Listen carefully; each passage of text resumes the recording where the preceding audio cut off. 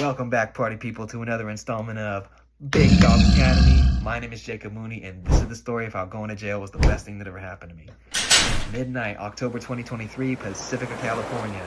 I was unrecognizable to anybody that might have known me in a past life. I was 130 pounds, had no cash, no job, no goals, no life.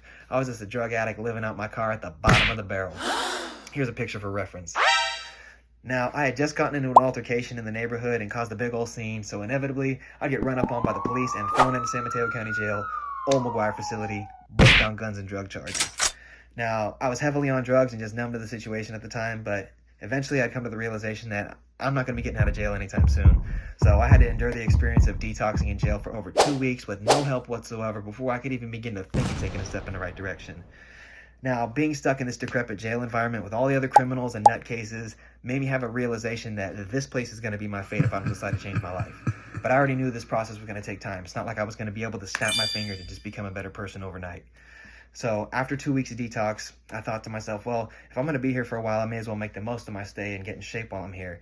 And something just seemed to click after that. Like, I started treating jail as this mandatory workout camp rather than being jail itself. And I just became laser focused on my fitness regimen and my nutrition.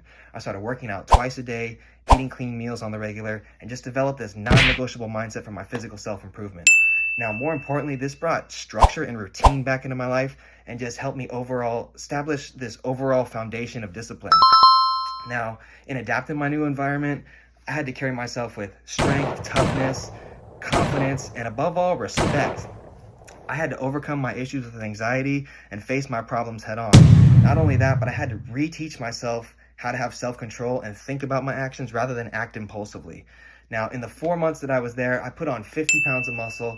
I reestablished routine and structure in my life. I learned how to respect my fellow man again, became disciplined, self-controlled, and most importantly, I adapted to becoming comfortable in uncomfortable situations. I was able to overcome my issues with anxiety and develop this bulletproof mindset that if I can make it through this, I can make it through anything. I went from being this hot-headed, low-life, impulsive drug addict to becoming a respectable man with some desirable qualities. Now, the entire process made me a better man, but most importantly, it made me never want to put myself in a position to ever go back there ever again.